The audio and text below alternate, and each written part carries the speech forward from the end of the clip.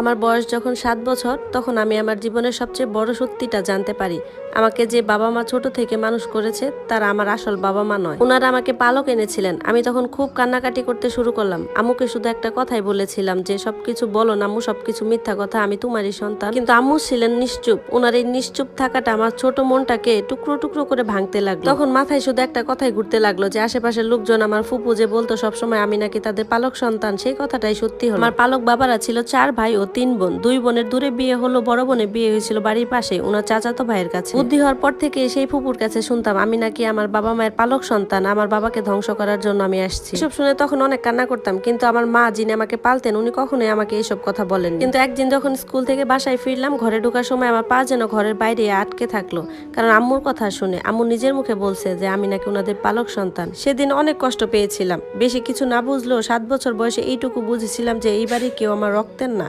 সময় চলমান, জীবন এইভাবেই চলতে লাগলো। আর আমার ফুপি আমাকে সবসময় কটু কথা শোনাতো। আমি সবসময় এগুলো মুখ বুঝে সহ্য করতাম আর চোখের পানি ফেলতাম। আমি যখন 3য় শ্রেণীতে উঠি তখন আমার আম্মু খুব অসুস্থ হয়। ডাক্তার দেখানোর পর ডাক্তার বলল আমার মায়ের জরায়ুতে ঘা হয়েছে।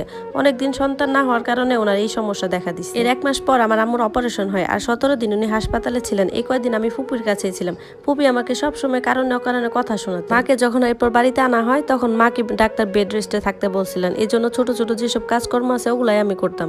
রান্নাটা তো পারতাম না, রান্নাটা পাশে বাসার চাচি করে দিত। এভাবে 2 বছর কাটে। বয়স যখন 10 বছর তখন আমি ক্লাস 5-এ পড়ি।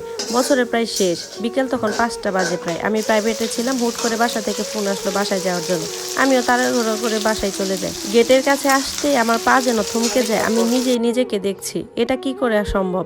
এখানে তো আয়নাও নেই, তো নিজেকে কি করে দেখতে পাচ্ছি? কোনো মতে ঘোর কাটিয়ে রুমে গেলাম। রুমে গিয়ে আরো অবাক হলাম। 2 জন অচেনা মানুষ বসে আছে। আমাকে দেখে এক মহিলা উঠে আসেন। মহিলার দিকে তাকিয়ে বোঝার চেষ্টা করছিলাম যে কে উনি। লম্বা শ্যামলা চেহারা, কিন্তু অদ্ভুত মায়া মিশ্রণ মুখ ছিল তার। আমার হাত ধরে খাটিয়ে বসিয়ে উনি মুখে চুমু এঁকে দিলেন। আমি বসে আছি থমকে, মনে মনে ভাবছি কারা এনারা।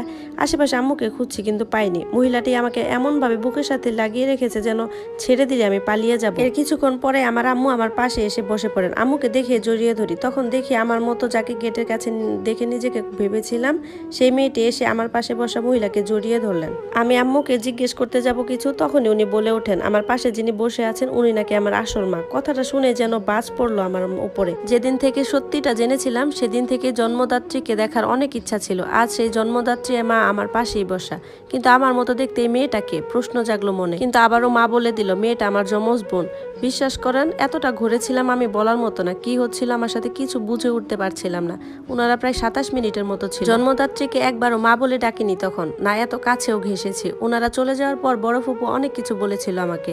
সেদিন সারা রাত চোখের পাতা এক করতে পারিনি।